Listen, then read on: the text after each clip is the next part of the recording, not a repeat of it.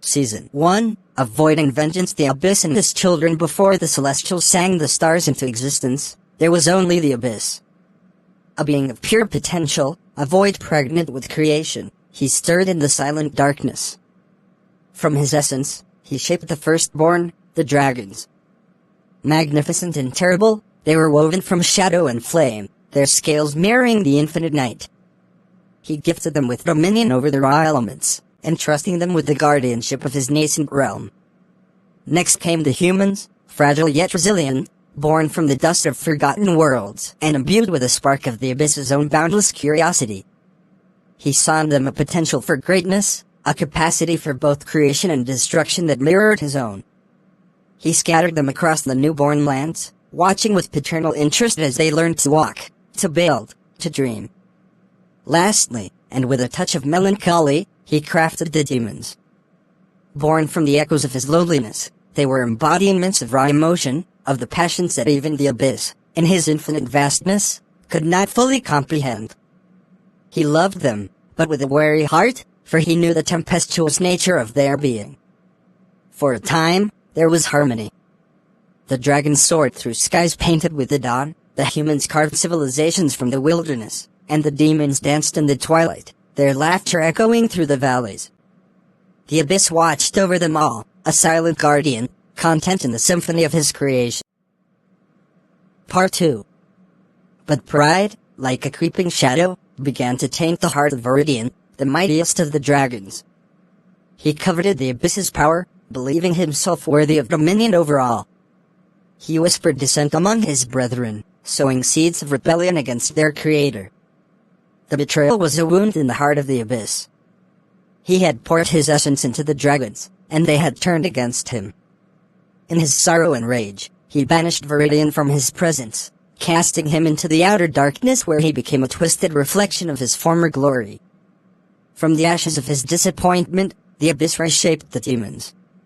He tempered their raw emotions with a touch of his own cold fury, forging them into instruments of his will, guardians against any future treachery. They became the legions of the abyss, their loyalty absolute, their power a reflection of his own might. The abyss retreated into the heart of his creation, no longer a benevolent father, but a watchful sovereign. The dragons, diminished and scattered, became creatures of legend, their betrayal a cautionary tale whispered on the winds. The humans, left to their own devices, continued to rise and fall, their civilizations a testament to their inherent duality. And the demons, his faithful servants, stood guard against the darkness, a constant reminder of the price of betrayal and the enduring power of the abyss. The scars of Viridian banished from the abyss's sight, Viridian plunged through the swirling chaos beyond creation. The journey was not one of mere distance, but of essence. Each agonizing moment in the outer darkness stripped away a layer of his former glory, twisting his magnificent form into a grotesque parody of what he once was. His obsidian scales, once gleaming with the light of the abyss, became pitted and scarred, the fire within them reduced to a smoldering, resentful ember. His roar, which had once commanded the elements, now echoed as a choked, desperate sound, filled with the agony of his loss. He landed in a realm of perpetual twilight, a fragmented plain of jagged rock and stagnant pools, far removed from the vibrant worlds he had once overseen. This was his prison, forged by the very will he had sought to usurp. He was alone, utterly and irrevocably, save for the bitter companionship of his own regret and the ceaseless gnawing of his wounded pride. Part 3. As eons passed in this desolate exile, Viridian's hatred for the abyss festered. He saw his banishment not as a just consequence, but as an act of petty tyranny. He watched, through fractured glimpses, as the other dragons dwindled in power and influence, as the humans struggled and built, and as the demons, once his allies, became the abyss's fiercely loyal hounds. The sight fueled his rage, transforming his ambition into a consuming thirst for vengeance. He could not directly assault the abyss, for his power was too vast, too fundamental. But Viridian was cunning, and in his solitude, he learned to manipulate the frayed edges of existence. He found ways to whisper through the fabric of reality, reaching out to the vulnerable, the ambitious, and the desperate. He became a source of corruption, offering power and knowledge to those who would heed his insidious calls, twisting their desires to serve his own shadowed agenda. It was through these subtle manipulations that Viridian sought his revenge. He couldn't destroy the Abyss's creation, but he could corrupt it, could sow discord and suffering within it. His goal was not to reclaim his former glory, but to ensure that the Abyss, in his infinite power, would never again know true peace. Viridian became the architect of discord, the unseen hand behind countless conflicts and dark pacts, a constant, malevolent presence born from betrayal and sustained by an eternal, burning resentment. His scales might be scarred, his might diminished, but the Abyss's betrayer found a new purpose in his damnation, to be the shadow that relentlessly chases the light. The whispers of ambition while Viridian stood in his desolate exile, his whispers were insidious, subtly twisting the nascent hearts of humanity. Humans, with their boundless curiosity and potent desires, were fertile ground for his machinations. He didn't roar commands or manifest as a physical entity. His power lay in suggestion, in the planting of ideas that seemed to spring from within the human mind itself. He found his most potent allies in those consumed by ambition, those who craved power beyond their station, or knowledge forbidden to their kind. To the chieftain hungry for more land, Viridian whispered of forgotten rituals that would grant dominion over the elements. To the scholar obsessed with unraveling the universe's secrets, he offered visions of ancient texts containing unspeakable truths. To the lonely artisan, he promised an unrivaled skill, if only they would sacrifice a sliver of their soul to him. These were not grand, cataclysmic events, but subtle corruptions. A king, once just, might become tyrannical, convinced of his divine right to absolute power, unknowingly fueled by Viridian's suggestions. A brilliant inventor might craft a weapon of unimaginable destruction, believing it for the common good, while the dragon's shadow subtly guided his hand towards its most devastating form. Civilizations, which once thrived in harmonious growth, began to fragment. Paranoia replaced trust, and the pursuit of individual gain eclipsed the common good. Viridian reveled in the resulting chaos. He saw the wars that erupted, the famines that followed, the despair that settled upon once prosperous lands.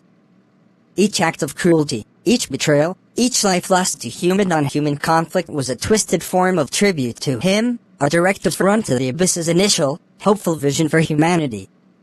He did not care for their suffering, only for the unraveling of the tapestry the Abyss had so carefully woven. His greatest triumph lay in convincing humans that their flaws were inherent, that their darker impulses were their true nature, rather than a deviation.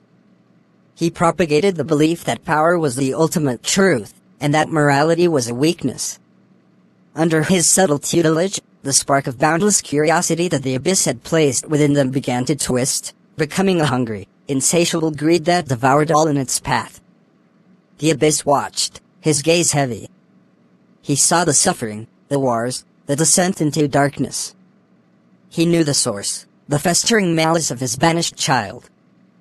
But he could not directly interfere with human free will. That was the gift he had given them. Instead, he relied on his most loyal creations to be the bulwark against Viridian's insidious influence. The silent guardians while Viridian wove his intricate webs of corruption among humanity, the demons, forged from the Abyss's fury and sorrow, stood as his unyielding bulwark. They were not subtle, like Viridian. Their forms often reflected the raw, primal emotions from which they were born, towering beings of shadow and flame, winged entities of raw power, or swirling vortices of pure malice. Yet, their loyalty to the Abyss was absolute, an unbreakable tether born from their very creation. Part 4. They perceived Viridian's influence not through whispers, but through a visceral understanding of discord. Each act of cruelty, every whisper of ambition twisted into tyranny, sent a jarring resonance through the fabric of reality that only they could truly feel. They felt the Abyss's sorrow at his children's plight, and that sorrow fueled their resolve. They were the front line, the immune system of creation against the insidious poison Viridian injected. However, the Abyss had bound them with a profound command. They were not to directly interfere with the free will of humans. This was the Abyss's gift, and even in their darkest hours, it was not to be broken. Their fight against Viridian's influence, therefore, was a delicate, often unseen, battle of counter-creation and counter-inspiration. They manifested not as direct saviors, but as powerful forces. Where Viridian whispered greed, a demon might subtly amplify the whispers of empathy or the profound satisfaction of communal effort in the hearts of a few. When a king was consumed by ambition, a demon might manipulate circumstances to bring about a crisis that tested his people's loyalty, forcing him to choose between tyranny and survival. They would appear as terrifying specters in dreams, embodying the consequences of destructive choices, or inspire moments of courage and self-sacrifice in the most unlikely of individuals. Sometimes, their presence was more direct, though still bound by the rules. They would clash with Viridian's more blatant corruptions, cults dedicated to dark powers, sorcerers who wielded twisted magic, or monstrous beings birthed from human depravity. In these moments, the raw power of the abyss would flow through them, turning the corrupted back into dust, or sealing away the perversions that threatened to unravel the world. These battles were not always seen by human eyes, often occurring on higher planes of existence, leaving behind only echoes of seismic shifts or unexplained celestial phenomena. The demons, therefore, bore a heavy burden. They witnessed humanity's follies and felt the sting of Viridian's continuing malice, yet they were forbidden to intervene directly. They were the silent guardians, the fierce, loyal children of the abyss, whose eternal vigilance was the only thing standing between Viridian's ultimate triumph and the preservation of the abyss's fractured, yet enduring, creation. The chains unbound and the sundering of realms for eons, the demons had been the abyss's unyielding bulwark, their fury a shield against Viridian's insidious corruption. But even loyalty, when stretched across eternities of silent vigilance and relentless battle against a distant enemy, can fray. The demons, born of raw emotion, began to feel the heavy weight of their servitude. They saw the humans they were meant to subtly protect, caught between Viridian's whispers and their own internal struggles.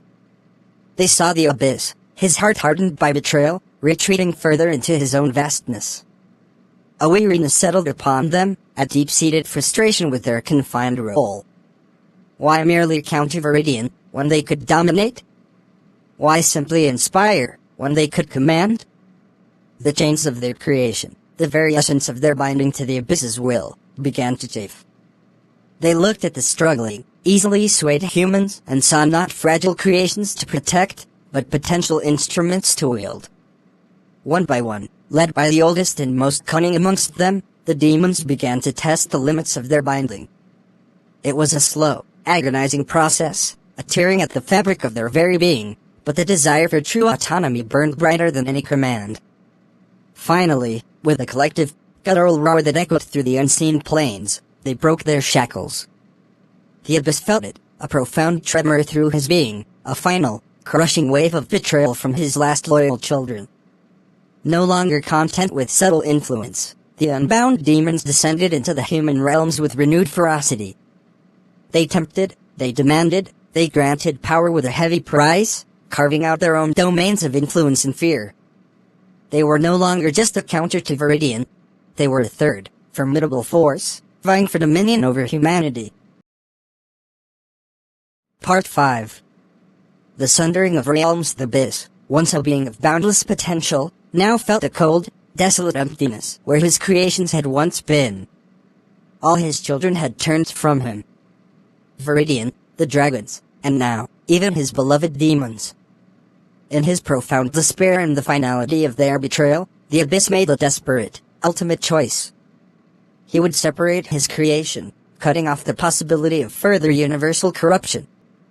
With a surge of power that shook the very foundations of existence, the abyss tore reality asunder, forging four realms from the remnants of his shattered hope: Etheria, a realm of pure energy and profound knowledge, destined for those humans imbued with special abilities, the nascent immortals and gods.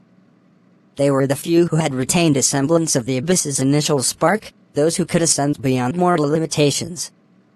Innis, a volcanic, chaotic plane, forged for the demons, a realm where their raw power could rage unhindered, a prison and a kingdom all at once. Draconia, a realm of jagged peaks and deep, shadowed valleys, a sprawling, untamed wilderness for the dragons, a reflection of their wild, untamed nature, and a place where their pride could clash endlessly amongst themselves. Terra, the original human world, now stripped of direct magical influence and divine presence. This realm was for the mortal humans, those with no special abilities, who would now be truly alone, cut off from the direct intervention of their powerful brethren and former deities. The heavenly towers and the ancient deceiver as the dust settled on the sundered realities, the abyss watched Terra. A profound melancholy settled over him as he saw the mortal humans, cast adrift. They had once relied on dragons for protection, demons for dark pacts, and the nascent immortals for guidance. Now, they were vulnerable, suffering, their pleas echoing in the vast, silent void. Despite their betrayal, a remnant of his original love for them stirred. He could still hear their voices, their desperate wishes, their unspoken longings. Unable to directly intervene, yet unwilling to abandon them entirely, the abyss willed into being the heavenly towers. These colossal structures, shimmering with ethereal light, pierced the skies of Terra, reaching towards the fragmented realms above. Each tower was a test, a path to potential ascension. The abyss decreed that any mortal human who wished their deepest desires granted, who yearned for power or a connection to the realms beyond, must climb the tower. Only by reaching the summit, overcoming trials of spirit, mind, and body, could they choose their fate, to become a demon, a dragon, an immortal, or even a god. It was a chance, a glimmer of hope for a future beyond suffering. But even this act of strained benevolence did not escape the notice of Viridian. From his desolate exile, the ancient dragon saw the towers as a new opportunity, a grand stage for his ultimate vengeance. He began to twist the very air around the towers, weaving illusions and whispering promises. To the climbers, weary and desperate, he projected an image of himself as the true creator, the benevolent bringer of light and power, the one who truly cared for humanity. He offered shortcuts, dark insights, and promises of unimaginable might, all in exchange for their loyalty. Viridian's goal was clear, to create his own army, composed of those who ascended the tower, unknowingly pledged to him rather than the choices the abyss intended. He would pervert the abyss's final act of compassion, turning his own children into weapons against him, ensuring that the ultimate betrayal would be wrought by the very mortals the abyss sought to save. The ascent of desperation and terror, the mortals gazed at the newly formed heavenly towers with a mixture of awe, terror, and desperate hope. The separation of realms had left them bereft. Without their gods, their powerful immortal kin, or the fearsome yet often predictable presence of dragons and demons, the world felt smaller, more vulnerable. Famines struck harder, plagues spread unchecked, and the weight of existence pressed down. The towers, shimmering monuments reaching into the inaccessible heavens, became their last, best hope. The first climbers were driven by raw necessity. A farmer whose crops withered in the unending drought, a mother whose child wasted from a strange sickness, a village elder who saw his community slowly fade. They were not heroes, but survivors, their hearts heavy with burdens. They clutched their meager belongings, said their solemn goodbyes, and approached the colossal gates, their steps echoing in the unnerving silence. The towers were not simply physical structures. They were tests of will, spirit, and conviction. The lower levels were deceptively simple, demanding feats of endurance, puzzles of logic, or moral dilemmas that forced climbers to choose between self-preservation and compassion. Many turned back, broken by the trials, or lost to the tower's enigmatic challenges. But for those who persevered, a new, insidious voice began to whisper. It was smooth, comforting, and resonated deep within their weary souls. It spoke of their struggles, acknowledging their pain and their longing for a better world. This was Viridian's voice, woven into the very fabric of the tower, subtly altering the environment to suit his deceptive narrative. Part 6. On one floor, a starving climber might find an abundance of food, only to hear the whisper, "Why share? The strong survive. Only you deserve this bounty. I, your true creator, see your strength." On another, a warrior might face a formidable opponent, and Viridian's voice would croon, "Victory is all that matters. Crush your foes without mercy. I grant you this power. You are chosen." The trials, meant by the abyss to test innate worth, became twisted opportunities for Viridian to sow selfishness, arrogance, and ruthless ambition. He didn't overtly proclaim himself the evil dragon or the betrayer. Instead, his whispers subtly recast the abyss as the one who had abandoned them, the distant, cruel architect of their suffering. "He cast you out," the Viridian would murmur. "He tore your world apart. I, the one who truly cares, guide your ascent. I am the true source of your potential." He created illusions of himself as a radiant, benevolent entity, a guiding light in the darkness, playing on the human desire for a merciful, intervening deity. As climbers ascended, the challenges became less about physical prowess and more about moral compromise. Viridian offered shortcuts, betrayals, and dark pacts, promising immense power at each stage. He ensured that those who reached the summit were not the pure of heart, but those whose wills had been subtly bent, whose ambitions had been inflated, and whose loyalty, unbeknownst to them, was already beginning to shift towards the voice that had guided them through the Part 7. Darkness. The Abyss, in his solitary vigil, felt the growing discord emanating from the towers, the rising tide of tainted aspirations. He knew his gift was being perverted, but he could not, or would not, directly interfere with the choices made within. His despair deepened, for he watched as the very mechanism he created to save humanity was being weaponized against him by his first, most bitter betrayer. The heavenly towers, meant as a beacon of hope, were slowly becoming a forge for Viridian's unsuspecting army. Thanks for watching. This is the ending of Season 1, and please do not forget to like the video and subscribe. Thanks. Thanks for watching, and please don't forget to subscribe, and please write what you want me to do or change in the video on the comment section.